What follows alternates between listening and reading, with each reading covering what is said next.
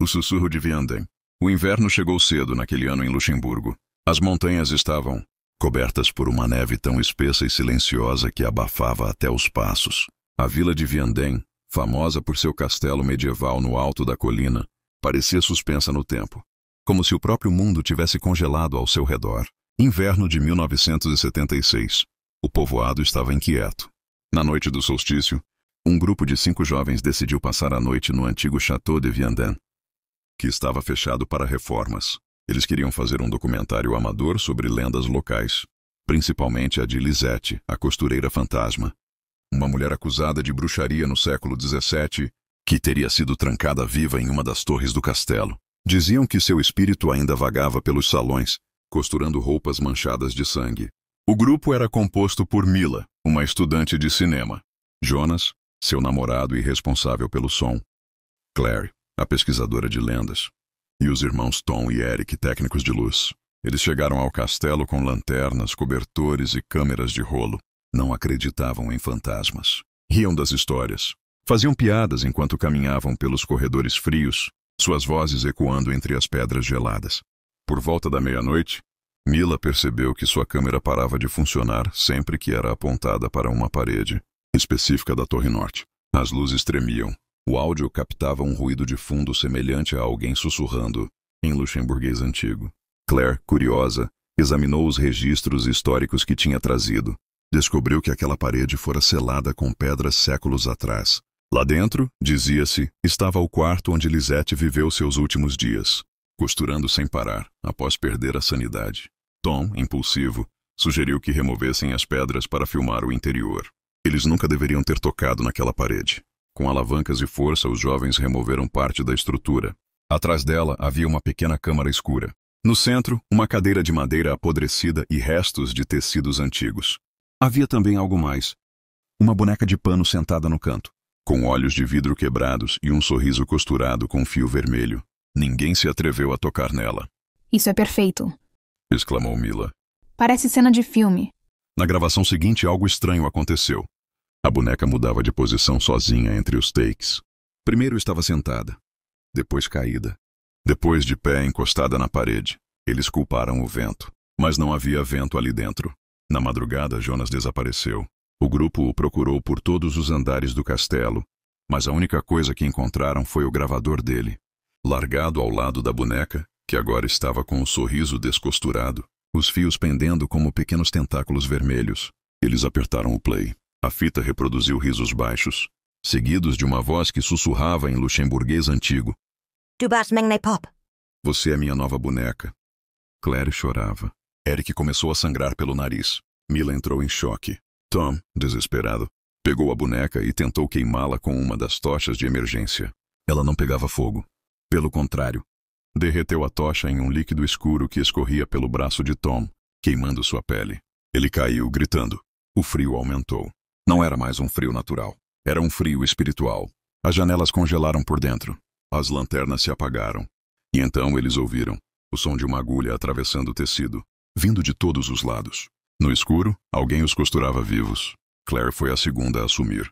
Um pano ensanguentado foi encontrado no lugar onde ela estava, com seu nome bordado em letras minúsculas. Eric tentou fugir, mas tropeçou nos próprios pés e caiu escada abaixo, batendo a cabeça na pedra fria. Restaram apenas Mila e Tom. Eles correram para a entrada, mas os portões estavam trancados. Do lado de fora, a neve começou a ficar vermelha. Manchas surgiam sozinhas. Pegadas que levavam até a floresta, mas não voltavam. Tom tentou quebrar a janela com um banco, mas algo o puxou para trás. Gritou o nome de Mila antes de desaparecer nas sombras da torre. A única coisa que ela encontrou foi a sua boca costurada em uma parede, presa por fios vermelhos. Mila enlouqueceu. Quando a polícia foi chamada dias depois, encontraram apenas a garota sentada na torre, com a boneca no colo, balançando para frente e para trás, murmurando em luxemburguês. Ik zie verdig. De kleed as verde. Terminei. O vestido está pronto. Ela estava rodeada por pedaços de carne costurados com fios de cabelo. Nunca encontraram os corpos. A partir daquele inverno, todos os anos no solstício, a neve ao redor do castelo de Vianden fica ligeiramente rosada. E sempre aparece uma nova boneca costurada à mão nos degraus da torre. A lenda se espalhou. Dizem que Lisette agora usa peles humanas para costurar suas novas criações, e que cada boneca encontrada na neve contém a alma de alguém que ousou abrir a parede. A Cabana dos Sem Rosto. Suécia, inverno de 1994. Eric, Anna, Johan e Maja eram amigos de infância e amantes da natureza. Haviam crescido em Umeå, no norte da Suécia, e desde adolescentes exploravam juntos as vastas florestas boreais. Agora, com 30 e poucos anos, resolveram repetir uma velha tradição, uma expedição de inverno, dessa vez nas montanhas Vindelfjällen. Era fim de dezembro e o frio cortava como navalha. O grupo caminhava há 2 dias por trilhas pouco conhecidas, cobertas por um manto espesso de neve. O plano era passar 3 noites em barracas, mas ao anoitecer do segundo dia, viram algo inusitado entre as árvores retorcidas de um vale escondido. Uma cabana de madeira escura, antiga, quase engolida pela neve. Estranho. Isso não estava no mapa, Comentou Johan, franzindo a testa. Talvez seja abrigo de caçadores. Sugeriu Anna. A cabana parecia abandonada, mas estava surpreendentemente intacta. As janelas estavam sujas, mas sem sinais de vandalismo. Curiosos e cansados, decidiram passar a noite ali, ao invés de montar acampamento ao ar livre. Quando entraram, o cheiro de madeira velha e cinzas úmidas encheu seus narizes. Lá dentro, o ambiente era pequeno, com 2 camas, uma lareira e móveis empoeirados. Mas havia detalhes perturbadores. Fotos em molduras queimadas pendiam das paredes, todas parcialmente derretidas ou chamuscadas, de forma que os rostos das pessoas estavam destruídos. Brinquedos antigos, como cavalinhos de madeira e bonecas de pano, estavam dispostos em um canto, cobertos de poeira, como se crianças os tivessem deixado ali séculos atrás. Isso aqui é sinistro, Murmurou Maja, observando uma boneca sem olhos. Anna se aproximou de uma das molduras. A imagem era de uma família. O rosto dos adultos estava completamente queimado, e os das crianças pareciam raspados, como se alguém tivesse tentado apagar suas feições. Eric fez uma fogueira na lareira tentando quebrar a tensão. Com a neve apertando lá fora, ninguém quis discutir. Aqueceram comida enlatada, conversaram sobre velhas histórias e foram dormir. Foi durante a madrugada que Anna acordou com um som sutil, como algo raspando contra o vidro. Ao se levantar e olhar pela janela, seu coração quase parou. Havia uma figura do lado de fora, parada, observando, mas sem rosto.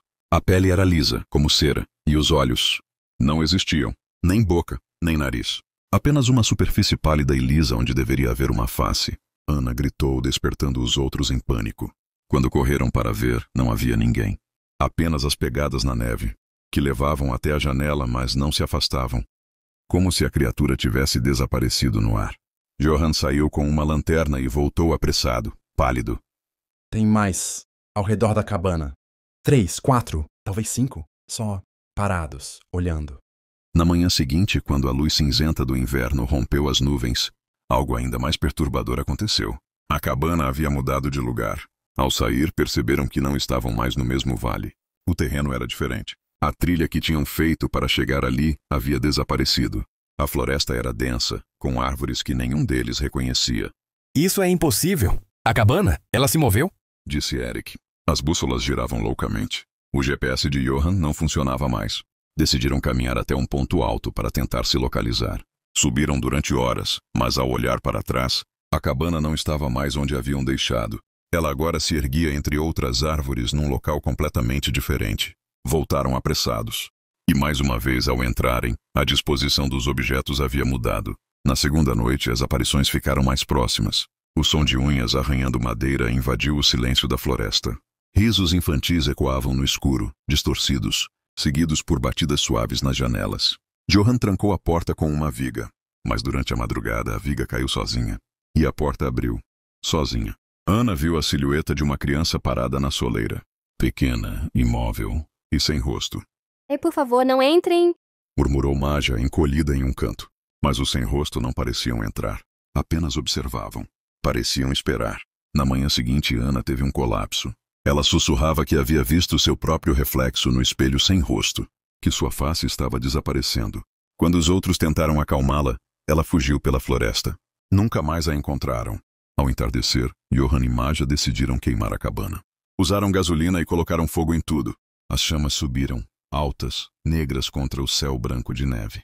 Mas à noite, enquanto procuravam abrigo nas árvores, a cabana reapareceu, intacta, do mesmo jeito. Na terceira noite, os sem-rosto entraram. Eric acordou com o som de algo rastejando sob seu cobertor. Quando tirou o tecido de cima do rosto, viu apenas escuridão. Não conseguia enxergar nada, mas sentia algo sobre seu peito, pressionando, respirando, mesmo sem ter pulmões. Johan tentou correr, mas uma mão branca, sem dedos, o puxou para o chão. Maja gritava, mas sua voz falhava, como se sua garganta estivesse desaparecendo junto com seu rosto. Na manhã seguinte, o sol nasceu. A cabana estava vazia. Nenhum sinal de luta. Apenas os brinquedos no canto. E 4 novos retratos queimados na parede, com os rostos destruídos. Meses depois, montanhistas encontraram a cabana novamente. Estava em outro lugar, em outra floresta. Ao entrarem, ouviram passos no andar de cima. Mesmo que não houvesse escada nem segundo andar. E pelas janelas, como sempre, olhos invisíveis observavam, esperando. As crianças do Lago Gélido, em uma vila no norte do Canadá, onde os invernos pareciam nunca acabar e o vento cortava como navalhas, havia uma lenda que nenhum morador ousava esquecer. O nome do lugar era Baía dos Cedros, uma vila isolada entre florestas densas e um lago imenso chamado Lac Gelé, que congelava completamente durante os meses mais frios. Dizia-se que toda véspera de Natal, por volta da meia-noite, crianças desaparecidas, algumas sumidas há décadas, apareciam caminhando sobre o lago congelado. Suas roupas estavam sempre limpas, seus rostos serenos e suas vozes doces e convidativas. Elas chamavam outras crianças da vila para brincar, mas quem as seguia nunca mais era visto novamente. A família Tremblay havia se mudado recentemente para a Baía dos Cedros, fugindo da vida agitada de Toronto. Elise Tremblay, de 9 anos, estava triste por passar o Natal longe de seus amigos e primos. Seus pais, André e Marianne, acreditavam que uma comemoração tranquila, cercada pela natureza, seria boa para ela. Na véspera de Natal, a vila inteira estava coberta por uma espessa camada de neve. A lareira crepitava, e Elise tentava disfarçar a solidão abrindo presentes com os pais. Era quase meia-noite, e as luzes da casa começaram a piscar. Uma brisa gelada passou por debaixo da porta, como se alguém a tivesse entreaberto. Mãe, Chamou Elise. você ouviu isso? Foi só o vento, mon amour. Respondeu Marianne sorrindo. Está muito frio lá fora. Mas Elise estava inquieta. Sentia algo, chamando, como uma canção sussurrada dentro da cabeça. Vozes infantis rindo e chamando por ela. Elise, vem brincar. Vem com a gente. Ela olhou pela janela. Lá fora, o lago estava coberto por uma névoa pálida. E sobre o gelo, crianças caminhavam de mãos dadas, girando em círculo, dançando e cantando uma canção de ninar que ela jamais ouvira antes. Uma das meninas, de cabelos loiros e pele muito pálida, parou e olhou direto para ela. Sorriu. Elise, tá tudo bem. Só mais uma brincadeira. Vem ver a árvore debaixo do gelo. Como se hipnotizada, Elise calçou as botas e vestiu o casaco sem fazer barulho. Seus pais adormeceram no sofá, como se um transe os tivesse envolvido. A porta rangeu suavemente ao se abrir. O frio cortou sua pele, mas ela não sentiu. Ao pisar no lago congelado, sentiu o gelo ranger sob os pés. Mas as outras crianças riam e giravam, confiantes. A loira pegou sua mão. Venha ver nosso presente de Natal, Elise. No dia seguinte, ao amanhecer, os pais de Elise despertaram confusos. A casa estava aberta e a menina havia sumido. As pegadas levavam até o lago e paravam no meio dele. A comunidade organizou buscas, mas sabiam no fundo que ela não voltaria. As lendas eram antigas. Desde os anos 20, relatos surgiam de crianças que desapareciam na noite de Natal. Algumas famílias se mudaram. Outras, como os Tremblay, ficavam carregando o luto silencioso. 10 anos se passaram. Em uma nova véspera de Natal, Claire Landry, de 8 anos, observava a neve cair pela janela. Seus pais estavam na cozinha preparando chocolate quente. Claire ouviu uma canção vindo de longe, tão suave que quase parecia sonho. Claire, vem brincar. A árvore está tão bonita este ano. Ao olhar pela janela, viu uma roda de crianças dançando no lago. Uma menina loira de olhos claros a fitava. Ela parecia familiar, embora Claire nunca a tivesse visto antes. Meu nome é Elise. Você vai adorar o que temos este ano. Claire sorriu e começou a calçar suas botas.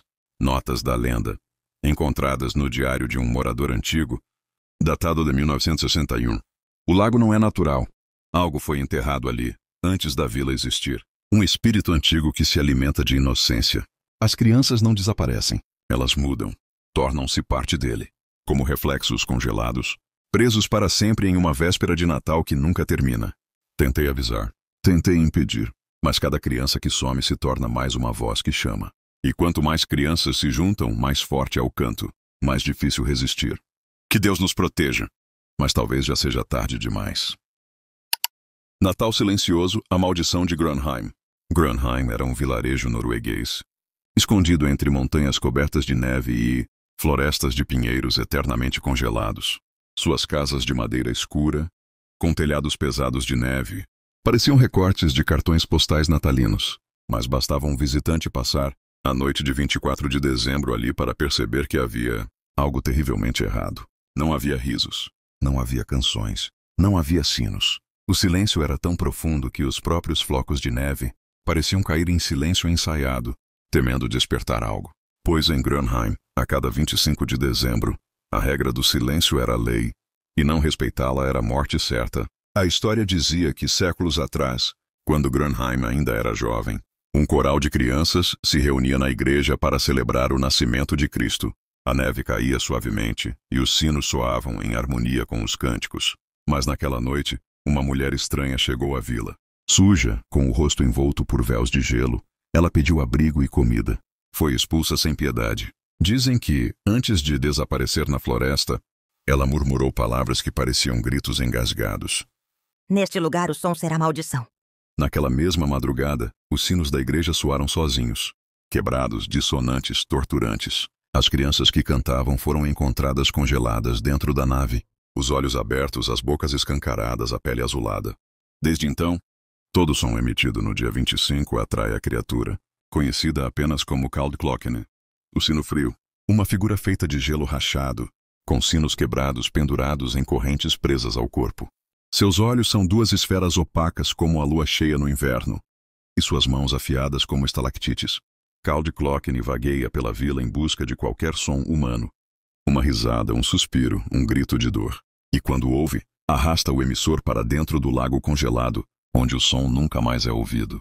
Em 2024, uma jovem chamada Liv Andersen de Oslo viajou com os pais para passar o Natal com os avós em Granheim. Era seu primeiro Natal ali desde criança, e ela estranhou o comportamento da vila. Ao chegarem, viram cartazes por todo lado. Silêncio total, 25/12. Seus avós os receberam com abraços calorosos e um bilhete. A partir da meia-noite, só linguagem de sinais. Liv riu daquilo. É só uma superstição, né? Perguntou em voz alta, ainda dentro da casa. O avô empalideceu e rapidamente fechou as cortinas, fazendo sinal de silêncio com os dedos nos lábios. Durante a ceia da véspera, todos comiam em silêncio. Velas iluminavam a mesa, mas não havia músicas, nem brindes, nem histórias. O relógio da parede marcava 23h57, quando Liv cochichou para o irmão mais novo, Emil. Vamos nos esconder no celeiro amanhã e cantar só um pouquinho, só para ver se essa história é real. Emil hesitou, mas acabou concordando.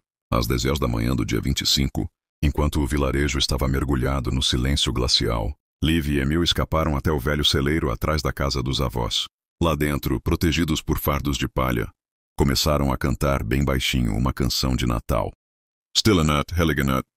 No início nada aconteceu, mas então o ar pareceu se condensar. Um som metálico, como sinos desafinados arranhando metal, começou a ecoar das árvores. A temperatura caiu brutalmente. Liv segurou a mão do irmão, mas era tarde demais. O chão do celeiro se rachou como vidro, revelando uma camada de gelo escuro que não deveria estar ali. Do centro da rachadura, uma figura emergiu, alta, magra, os membros feitos de gelo serrilhado. Os sinos pendurados em seu corpo balançavam com sons distorcidos, como gritos metálicos de crianças distantes. Kaldklokkene os havia encontrado. Liv tentou gritar, mas congelou no mesmo instante. Um sopro gélido envolveu sua boca, e sua voz se desfez no ar. Emil foi arrastado primeiro, sem som, sem chance.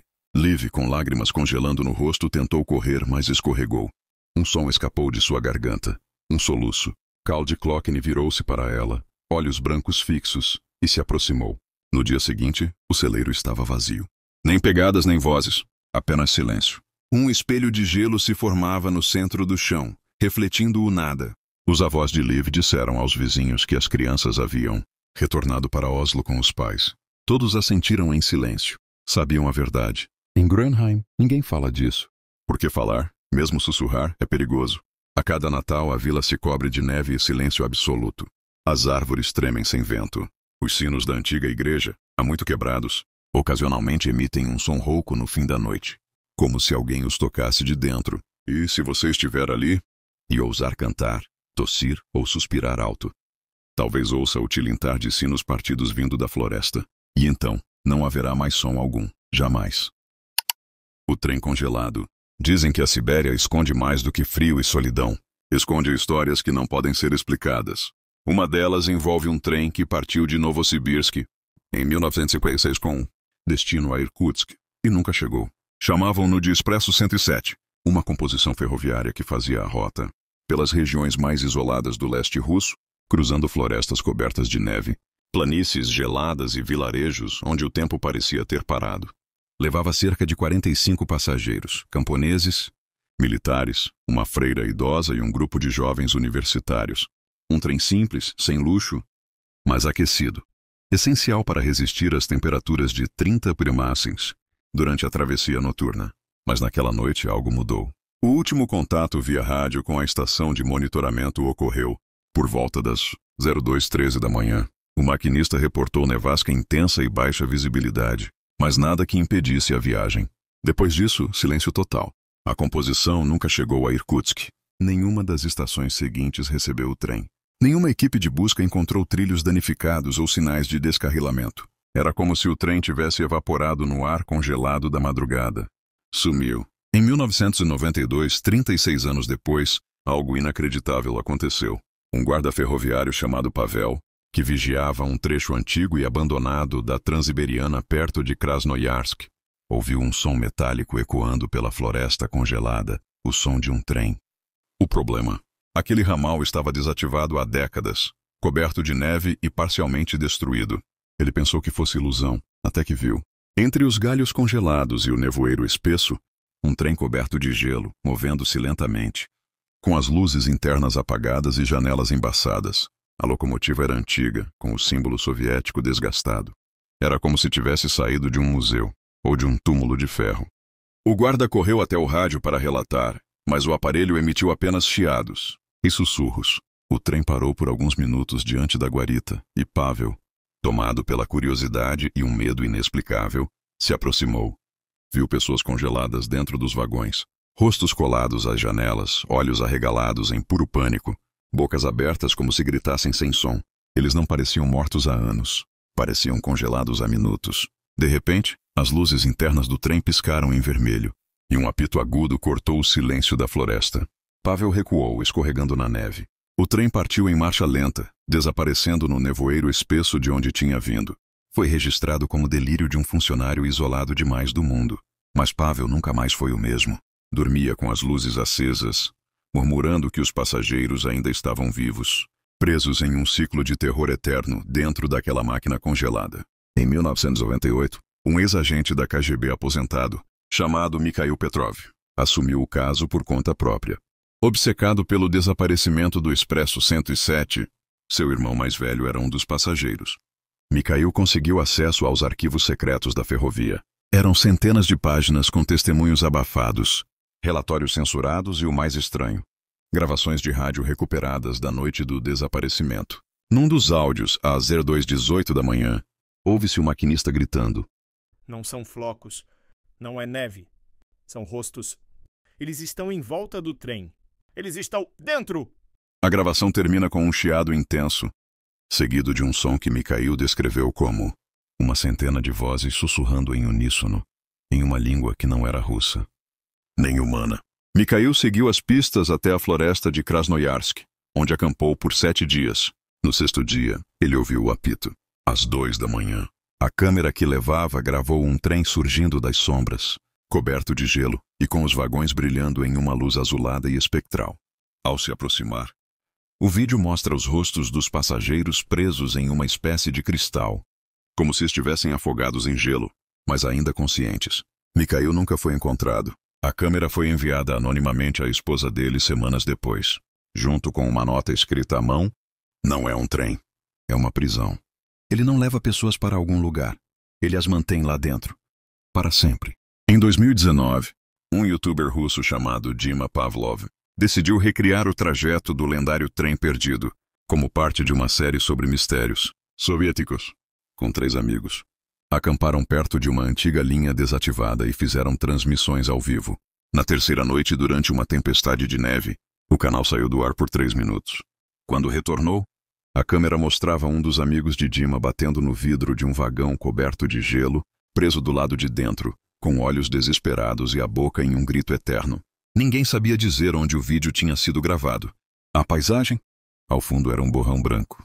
O canal foi desativado uma semana depois.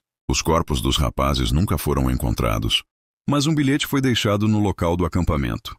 Eles sempre precisam de novos passageiros. O Expresso 107 nunca chega ao destino. Ele coleciona almas.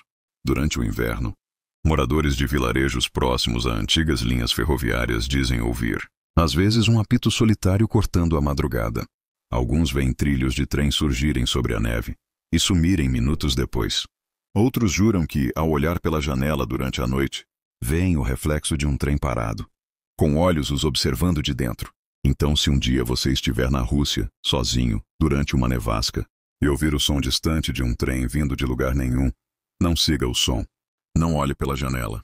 Não tente entender. Só reze para que o Expresso 107 não tenha escolhido você como o próximo passageiro.